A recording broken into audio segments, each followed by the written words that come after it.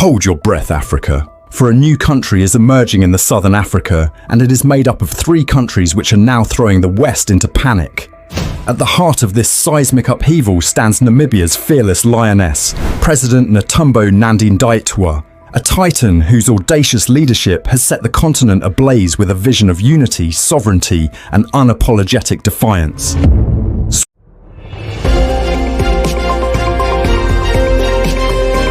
The announcement was made in Windhoek, Namibia's capital, under tight security and surrounded by media from across the globe.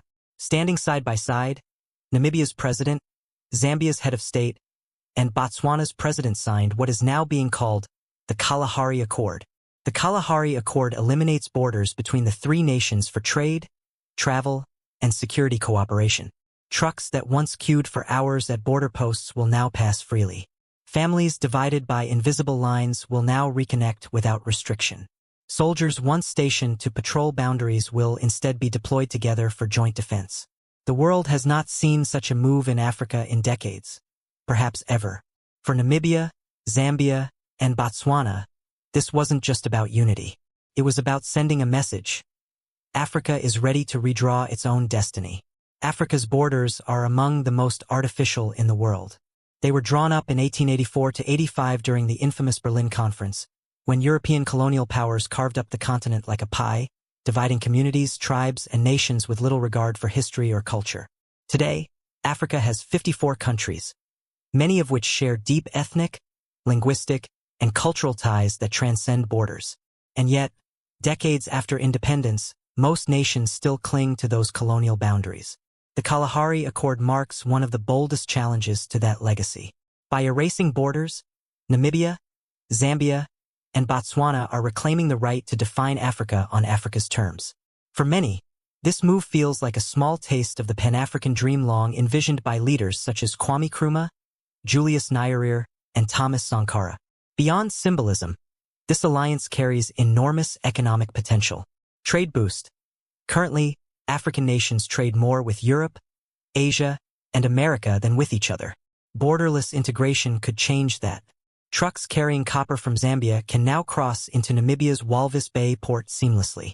Botswana's beef exports can move north without paperwork headaches. Infrastructure synergy. Plans are already underway to link the 3 countries with rail corridors and highway networks. By eliminating customs delays, transport times could drop by 40%. Tourism explosion. Imagine tourists landing in Windhoek, then driving to Victoria Falls in Zambia, and continuing on safari in Botswana's Okavango Delta, all without visas or border controls. This could turn southern Africa into one of the world's premier tourism circuits. Unified market. Together, Namibia, Zambia, and Botswana represent more than 50 million people and a combined GDP of around $100 billion. Alone, each is a small market. Together, they form a bloc strong enough to negotiate on equal terms with global powers. This is about leverage. And for the first time in decades, Africa is beginning to take it. The alliance didn't just catch the world by surprise. It sent shockwaves through global political circles. The West. Analysts in Washington and Brussels are scrambling to interpret the move. Will this inspire other African regions to follow suit? Could it threaten Western influence? China. With deep investments in Zambian copper, Namibian ports, and Botswana's mining industry, Beijing is watching closely. A borderless bloc means easier access for Chinese companies, but it also means stronger bargaining power for African leaders. African Union. 4 years, the AU has promoted the African Continental Free Trade Area, AFCFTA, but progress has been slow. The Kalahari Accord may serve as a model that proves regional integration is possible. Neighbors. Countries like Angola, Zimbabwe, and South Africa are now under pressure. Will they join, or will they resist, fearing loss of control? One thing is clear. Africa's geopolitical map is shifting before our eyes. Critics argue that removing borders could invite security risks, smuggling, terrorism, and uncontrolled migration. But alliance leaders were quick to counter that. Under the Kalahari Accord, Namibia, Zambia, and Botswana will establish a joint security command. Border posts won't disappear. They'll be converted into cooperative checkpoints. Intelligence sharing will be streamlined. In fact, Leaders argue that unity strengthens sovereignty. Instead of facing external threats alone, the three nations will stand together. As Zambia's president declared, a border is not a wall of strength, it is a line of division. True sovereignty comes when we stand united, not separated. This philosophy is reshaping how Africa thinks about power. On the streets of Windhoek, Lusaka, and Gaborone, the mood was electric. A Namibian truck driver said, "For years, I've spent half my time waiting at borders. Now, I can finally do my job without losing days of my life." A Zambian farmer expressed joy. "I can now sell my maize in Botswana markets without paying endless fees. This is freedom for us farmers." A Botswana student tweeted, "We are seeing history. This is the Africa our grandparents dreamed of." But not everyone is convinced. Opposition politicians in all three nations are warning of hidden dangers: loss of national identity, economic inequality, and the risk of dominance by one country over the others. Still, the general mood remains one of optimism. Ordinary citizens are, for the first time in years, dreaming of a united Africa. Within hours of the announcement, headlines spread like wildfire. Africa redraws borders overnight. BBC. Southern African bloc challenges status quo. Al Jazeera. Shock alliance could change Africa forever. The Guardian. Is this the beginning of a united Africa? CNN. Social media exploded with hashtags like #Borderless Africa and #Kalahari Accord, trending across Twitter, TikTok, and YouTube. Influencers, activists, and political commentators are already calling this the beginning of a new African era. This alliance is about more than trade or politics. It taps into something deeper, the dream of Pan-Africanism. From Nkrumah's calls for a United States of Africa to Sankara's vision of African self-reliance, leaders across history have argued that Africa can only rise when it stands together. For decades, these ideas were dismissed as utopian. But with the Kalahari Accord, Africa is taking a step from dream to reality. Imagine this. If three countries can unify, what stops six? What stops an entire region? Could Southern Africa become the first stepping stone toward continental unity? This is why the alliance is more than just news. It is a spark. The next 6 months will be critical. Leaders must harmonize customs and immigration laws, build infrastructure to connect their economies, establish common defense strategies. But the world is already reacting. Investment firms are eyeing Southern Africa. Regional blocs like ECOWAS and the East African Community are quietly studying the model. And global powers are recalculating their strategies. Will this alliance succeed? Or will it collapse under the weight of its own ambition? Only time will tell. But one thing is certain: the status quo is broken. On this night, history wasn't written in textbooks. It was written in the courage of three nations who dared to imagine something greater. Namibia, Zambia, Botswana. Together, they have lit a flame that may one day spread across the continent. A borderless Africa, an unstoppable Africa, an Africa that no longer asks for permission to rise. And it all began overnight.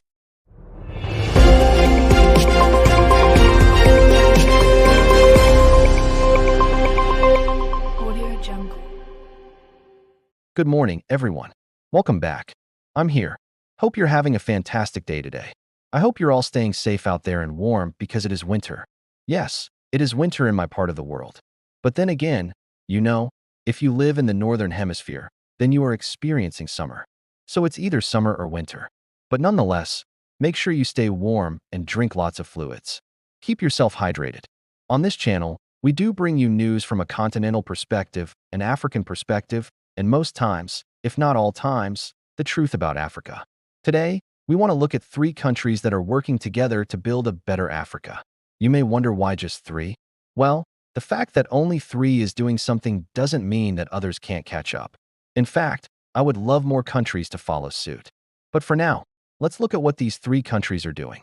Namibia, Zambia, and Botswana are set to launch a single tourist visa, paving the way for seamless travel among the 3 countries.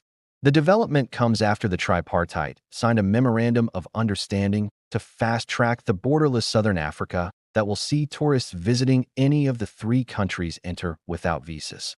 This is a huge step towards making tourism the backbone of the regional economy, as free movement will promote cross-border tourism, increase the length of stay, and maximize the revenue.